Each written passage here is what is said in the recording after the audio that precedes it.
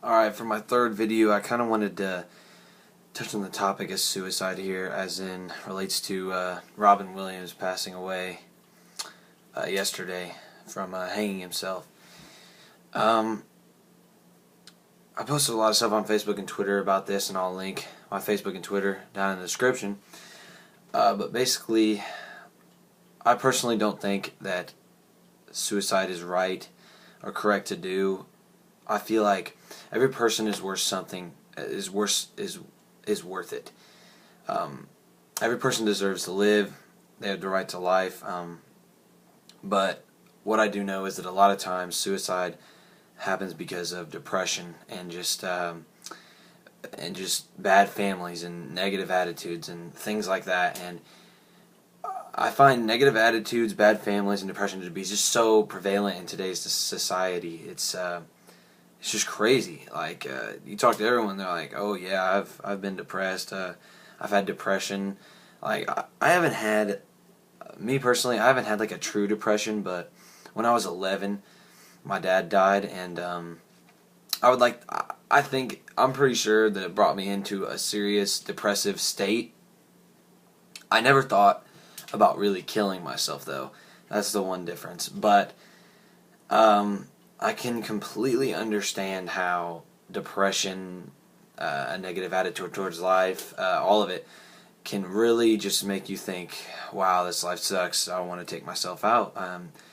I can truly see why someone would think that.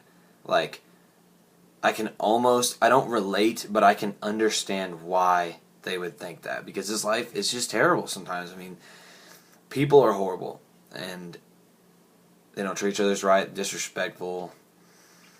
I just don't know how to act, and this world is really, really gone down the drain.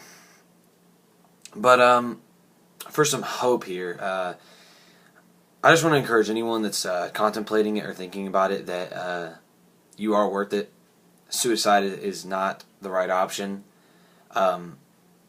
Many steps can be taken. Contact a counselor.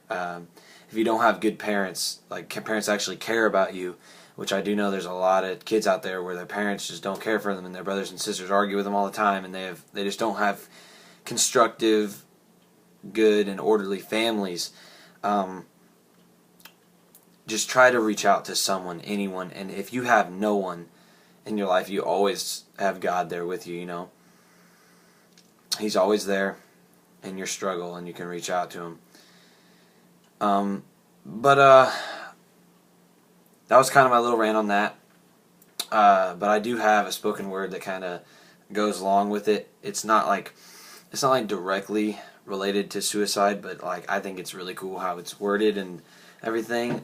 So I'm gonna go ahead and say it. I'm gonna go ahead and do it now. So, all right, here we go. Every day we see babies dying, mamas crying across the world, but you're just sitting here stylin. Nobody cares about the drugs and clothes. All you care for is hoes. Every night it's someone different. Multiply that by the nights filled with tears, subtract the difference, and add in the fear. Fear for another day, future so far away. Scared for another tragedy to impact the family.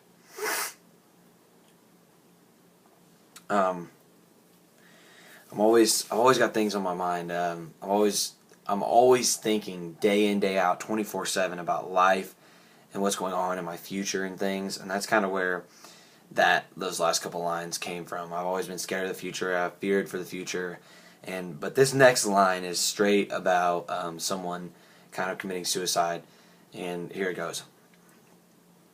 I've been thinking about that kid that got shot. Did he deserve it? Of course not. But there's no way to reverse the curse that's been brought to the family through the subliminal image of the hearse. The child, he was unstable like turntables, and one day his life turned the table. His daddy died from a bad infection.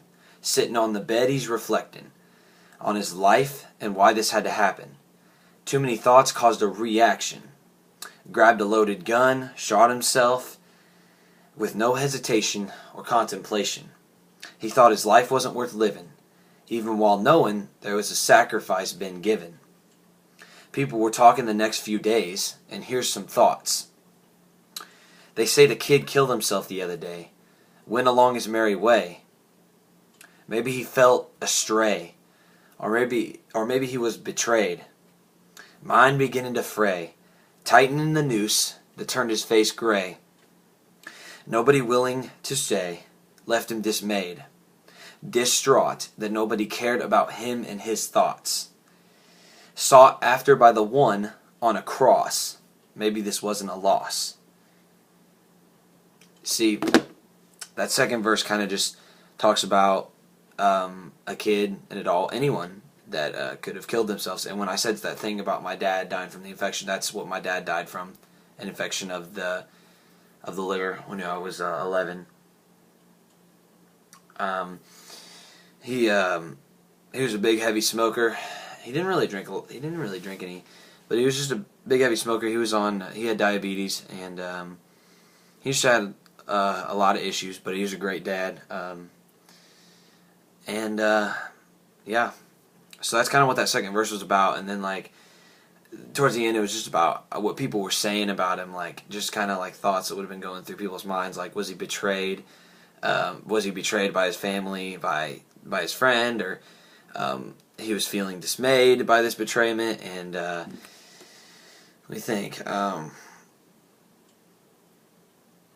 They thought his mind was beginning to fray. They were contemplating whether he actually hung himself or he shot himself. That's what the tightening the noose to turn his face gray line was about, and that he was just distraught. But my favorite line is towards the end, where I say, "Sought after by the one on a cross, maybe this wasn't a loss." And you might think, maybe this wasn't a loss, what do you mean? Kind of like, towards the end I wanted to offer some hope, and Jesus is the hope, and he died on the cross for all of our sins. So what I wanted to do there is just show some hope for anyone that's gone through suicide, contemplated suicide, or anyone that's going through depression, negative attitude, anything, that Jesus is always there. He's your hope. Cling on to him. See ya.